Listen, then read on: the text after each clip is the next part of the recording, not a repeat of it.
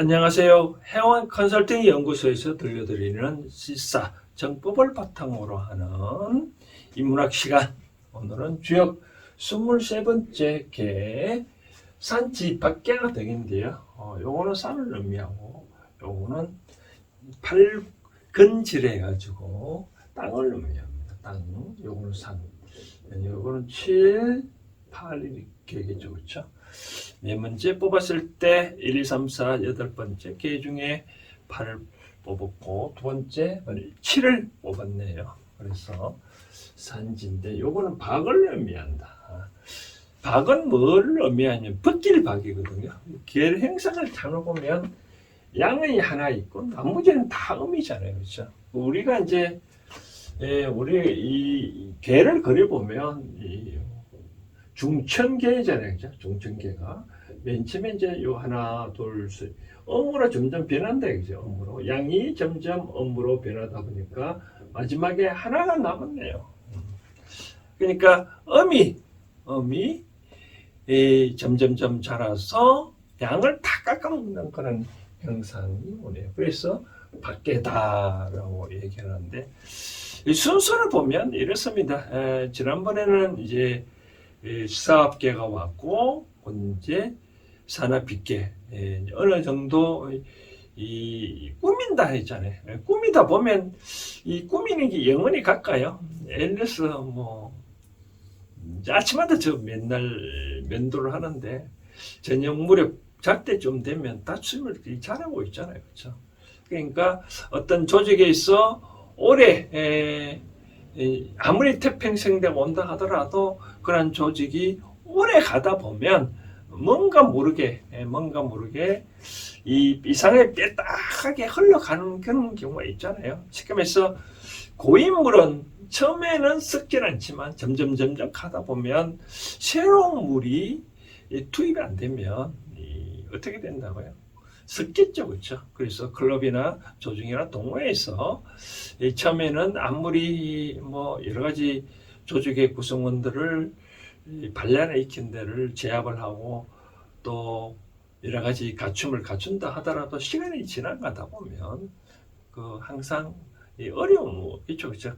어려움이 왔을 때 주역에서는 어떻게 행동하라. 바로 어떤 경우에 왜 그렇게 어려움이 있다가 효사 부분을 살펴보겠지만 기본적으로 왜 기본적으로 어려움이 올 수밖에 없는 그런 상황이냐. 그럼 어려움이 왔을 때 어떻게 할 건가. 바로 효사 부분에 다 설명하고 있는데 그래서 이제 순서는 그렇기 때문에 오래 지나다 보면 뭔가 모르게 썩게 된다. 그럼 고인물이 썩듯이 썩은 조직이 뭐 어떻게 할 건가에 대해서 이제 저기서 설명을 하고 있다. 그리고 이제 끝부분에 대해서는 이제 요 개가 나왔을 때는 점을 어떻게 칠 건가 나중에 설명해 드리고 그다음 이제 개의 명은 이제 밖에고요. 그다음 이제 개사 부분 설명을 해놓은 거 보니까 박은 불리하네요. 그렇죠? 우리가 그런 말 있잖아요. 뭐 집집마다 뭐 요즘은 그렇지는 구분하는데 과거에 딸만 가득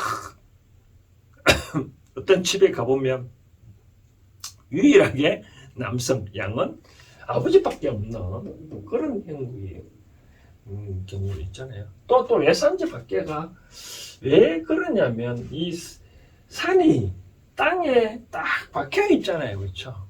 우리가 길을 가는데 산이 탁 막혀 있으면 얼마나 어렵겠습니까? 그렇죠? 이걸 산을 가끔 과거에 저도 이제 뭐 심리학 테스트 뭐 해보는데 이런 경우가 있겠죠.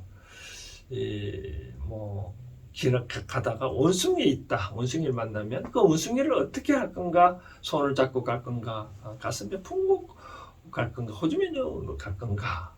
그리고 가다 보면 이 조그만 이 언덕이 만났다. 이 언덕.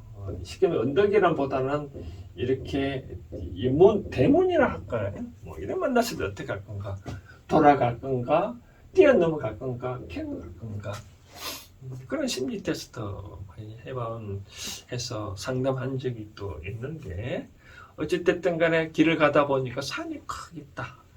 그러면 참 힘들죠. 이거 돌아가야 될지 부쩍 뛸 수도 없잖아요. 그죠? 그렇게 어려운 시기다. 64개의 개 중에서도 요 산지 밖에가 뽑히면 참 어렵다라고 보면 됩니다. 그러다 보니까 문항도 주날 문항도 박은 불리하다라고 하네요. 유유왕이라 갈 곳이 있어도 가려고 하는데 힘이 든다. 어려웠다. 갈 곳이 있어도 또는 내가 가려고 하는데 바로 불리하다. 그러면 어떻게 가지 마라. 어떻게 자중해라. 그런 뜻이겠죠. 그렇죠? 자, 요 정도로 개의 서론 부분 설명을 해드렸고 잠시 효사분 설명하고 다시 또 설명해 드리도록 하겠습니다. 이제 산지 밖의 효사 부분을 살펴보면 초육 박상이족이라 초육 처음에 음이 왔다 해서 초육이라고 하고요. 박상이족 이 상자는 우리가 평상을 의미하는 그런 의미다. 평상. 평상을 깎아묻네요. 이족, 뭐로 깎아먹냐면 다리로 깎아먹었다. 다리를 깎아먹었다. 우리 평상에 보면 이렇게 다리가 있잖아요. 다리를 깎아먹으니까 기초가 박탈됐다는 의미하기도 하고, 맨 밑에 하층민들이 요 계급을 따지면 하층민들, 일반 백성들이잖아요. 백성들이 시키면서 들고 일어났다는 그런 의미도 대표한다. 이 멸은 업신여긴다는 뜻이거든요. 우리 멸시당한다라는 뜻인데 여기서는 없앤다는 그런 뜻입니다. 없앤다, 업신여긴다, 없앤다는 뜻인데 이렇게 되다 보니까 끝까지 어떻게 돼? 어려울 수밖에 없다. 때문에 흉하다. 뭐가 없앴냐? 바로 기초가 없어진다는 뜻이겠죠. 있죠? 기초가 없어지니 끝까지 흉할 수밖에 없다. 그런 의미입니다. 두 번째, 박상이변. 이 변자는 판때기 변이라는 뜻인데요. 이렇게 보면 여기가 있고 여기 이제 다리가 있으면 다리 부분 이어지는 요 부분을 의미합니다. 요 부분을 이제 벗겨 먹는데 요 부분을 벗겨 먹으니까 역시 어떤 상대가 없어지니까 결국 끝까지 흉할 수밖에 없네요. 그 다음 박지무거라라고 되는데 이 지자는 뭐를 의미할까요? 통상 중국에서는 인칭대명사를 의미하는데 박이 요걸 오면 박이 의미겠죠. 그죠? 앞에 여기 박이 생략됐겠죠. 그죠? 박. 그러니까 박을 벗긴다. 그건 뭐 허물이 없다라고 얘기하는데 이제 벗겨 먹는 거를 못하게 한다는 그런 의미겠죠. 근데 가만히 있는다. 그러니까 어려운 시기에 누구는 그걸 눈치채고 가만히 있다. 중간 계급인데는 그래도 아래 사람 눈치를 봐야 하고 상급자 눈치를 봐야 되니 중간에 가만히 있을 수밖에 없다. 그 이유를 보니까 우리가 효를 보면 1, 2, 3, 4, 5, 6인데 요 쌈의 짝은 요 6이거든요. 그러니까 음과 양은 어느 정도 조화를 멀리 있지만 조화를 이루어지기 때문에 뭐 상구의 눈치를 보니까 허물이 없다. 그런 뜻입니다. 그 다음 박상 2분이에요. 이 빗자는 피부 붙자인데 우리가 피부라 그러잖아요. 그렇죠? 그러면서 박상을 깨문데 피부를 깎아먹네요. 요 누워있는 사람을 의미하겠죠. 그렇죠? 사람을 누워있는 사람들 깎아먹는데 누워있는 피부까지 깎아먹네요. 그러자 흉할 수밖에 없다라고 하는데 요거는 이제 따지고 보면 거의 상급 계급이까지 들고 일어난다는 그런 겁니다. 상급 계급까지. 그 다음 이제 관어 이궁 인총무불이라. 관의 이궁이란 말은 관은 깬다는 뜻이거든요. 고기를 깬다. 우리가 이 고기를 우리가 뭐 멸치는 걔는 깨지는 않는데 뭐 고기를 깨서 쭉 깨는 거죠, 그죠? 그 오징어 같은 거 보면 많이 깨지잖아요, 그렇죠? 이걸 깨서 깬다는 말은 줄을 서서 쭉 간다는 거죠, 그렇죠? 이 궁으로 깨서 들어간다. 그런데 인총은 총자는 왕으로부터 총애를 받는다 그런 뜻이거든요. 그래 사람으로부터 왕으로부터 총애받겠죠. 그러니까 여기 효사를 보면 여기 마지막 그 6번째 효가 양이니까 양으로부터 이제까지 다 음이잖아요, 그렇죠? 음이니까 나란히 있어서 요게 마지막 양으로부터 사죄를 바란다. 그러니까 물이 없다.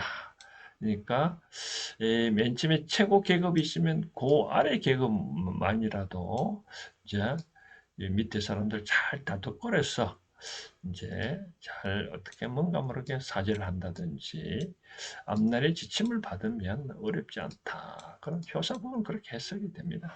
그 다음 상구란 마지막에 양이 왔기 때문에 상구라는데 썩과 불식은 먹지 아니한다.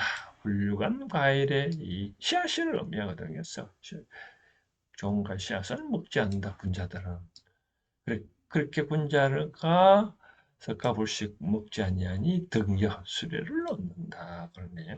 그런데 군자는 다음 어려운 시기에 아무리 어렵다 하더라도 씨앗을 먹지 아니하고 그렇게 다음 세대를 기다리다 보니 마지막에 수레를 타는데 소인은 어떻게 한다고요? 방려 먹을 것이 없으니 집까지도 날려 먹는다.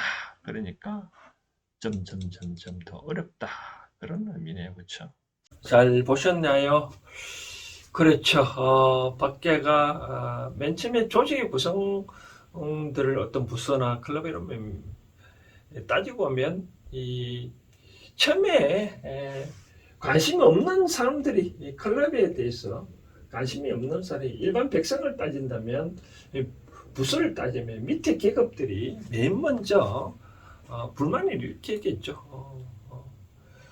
우리가 뭐 민초들이 데모를 많이 한다 하잖아요. 뭐 과거에 데모 사례를 보면 민초부터 일으키잖아요. 그러다 보면 흉할 수밖에 없다. 그럼 군자는 어떻게 해야 될 건가? 끝부분에 그랬잖아요.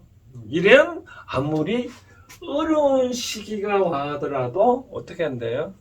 석가 불식이라 씨앗은 먹지를 아니하고 기다릴 수밖에 없는 우리가 아무리 이제 다음 개가 이제 지뢰복개인데 요 개를 거꾸로 그려 보면 이렇게 되잖아요, 그렇죠?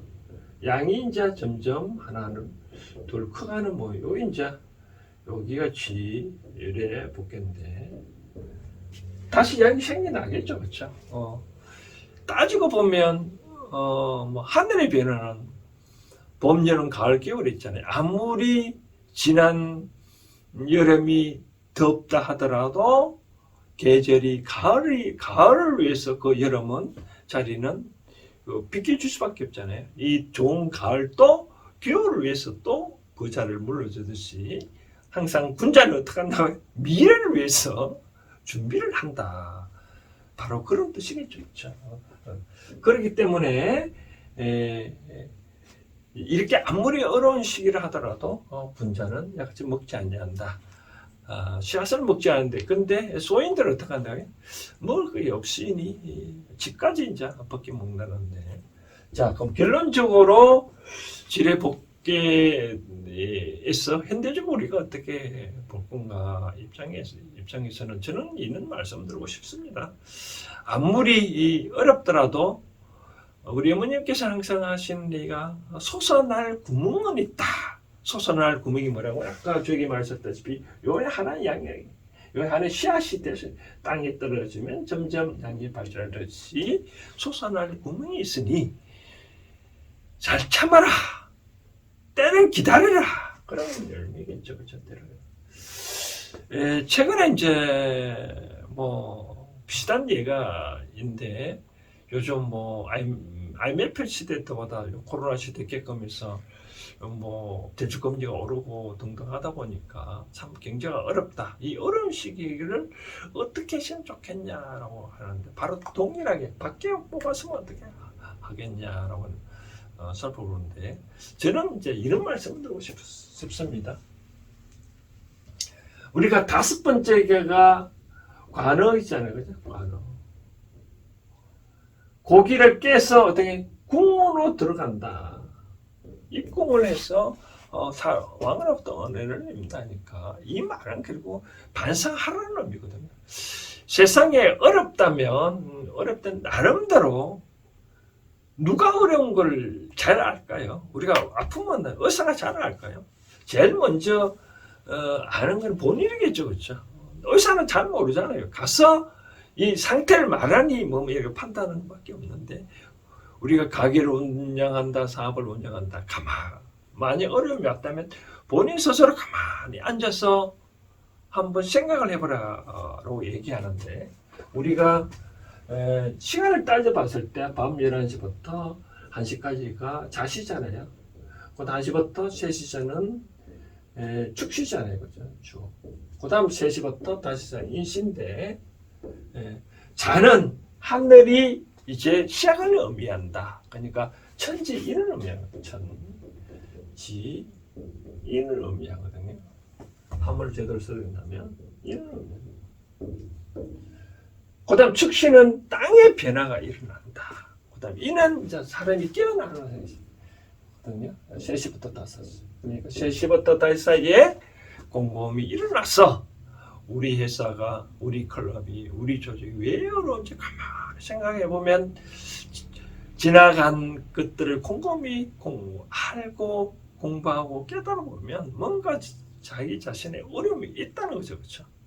어려움이 있으면 어떻게 반성하고 5번째처럼 이렇게 보고 반성을 해서 내가 잘못한 거 있으면 쉽게 말해 대통령이라면 하청민한테 뭔가 모르게 억압을 갖다든지 부서에 따지면 뭐 조직의 장을 내 개인적으로는 입신양명을 위해서 내가 출세하기 위해서 너무 부서원들을 딱달했지 않았느냐?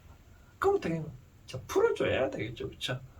그러니까 요 양은 하청민들을 위해서 뭔가 모르게 후하게 해줘야 되는 그런, 그러니까 땅의 기운을 받고 있으니 후하게 할 수밖에 없는 그렇게 돼야 되겠죠, 그렇죠?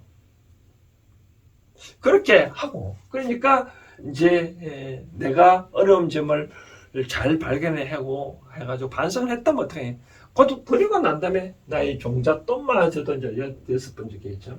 나의 종잣돈을 갖고 잘 소비하지 말고 이 경기가 이렇게 어렵게 이렇게 경기가 올라갔다 올라갔다 지금 밖에는 요 시기를 말하는 거예요. 종잣돈까지 없애버리면 소인은 종잣돈마저 없애지만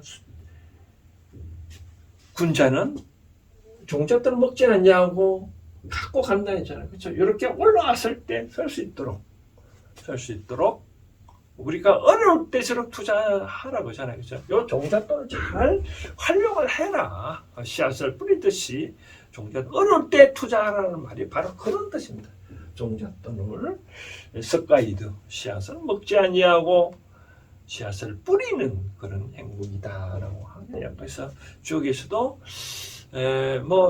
다른 분들은 어떻게 해석하실지 모르겠지만 석가이드를 저는 그런 식으로 풀이하고 싶습니다. 어려운 시기에 이제 아까 5번째 기회를 잘 반성을 하고 그다음 뭔가 잘못된 거 알았잖아요. 뭔가 잘못된 것을 고치고 난 다음에 그에 대해서 갖고 있는 미천을 이제 투자를 해서 잘 해보면 되지 않겠냐.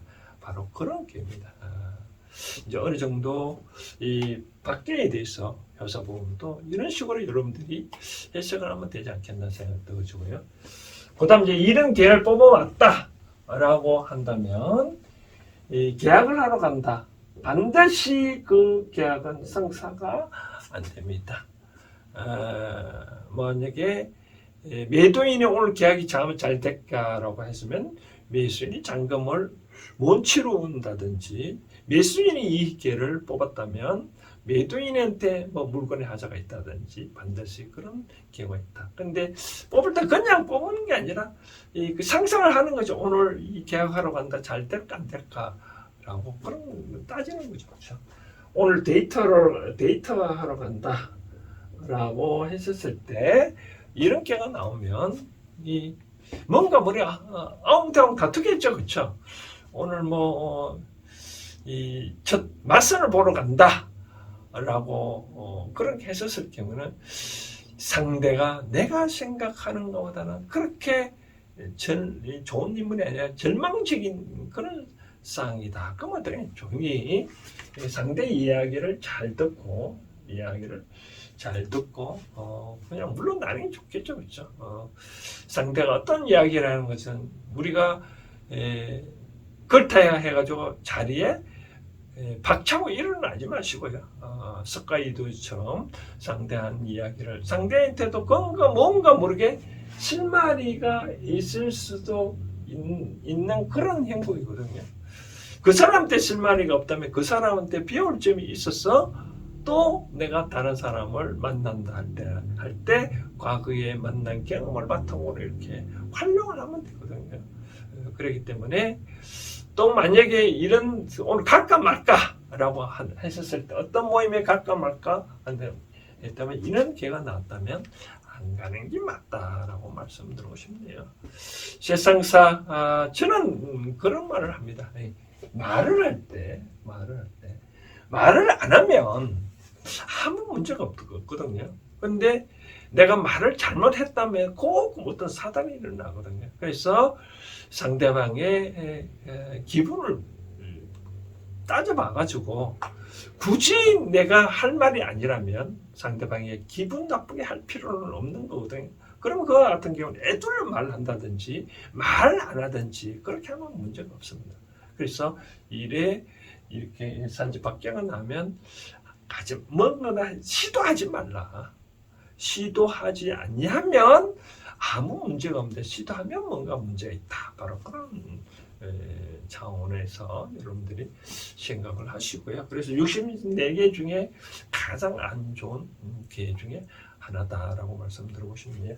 다음 이제 24번째 개는 아까 말씀드린 대로 거꾸로 해보면 이제 7의 복개가 나온다라고 나오는데 요 개는 또 다음에 또 설명을 해드리도록 하겠습니다. 오늘 여기까지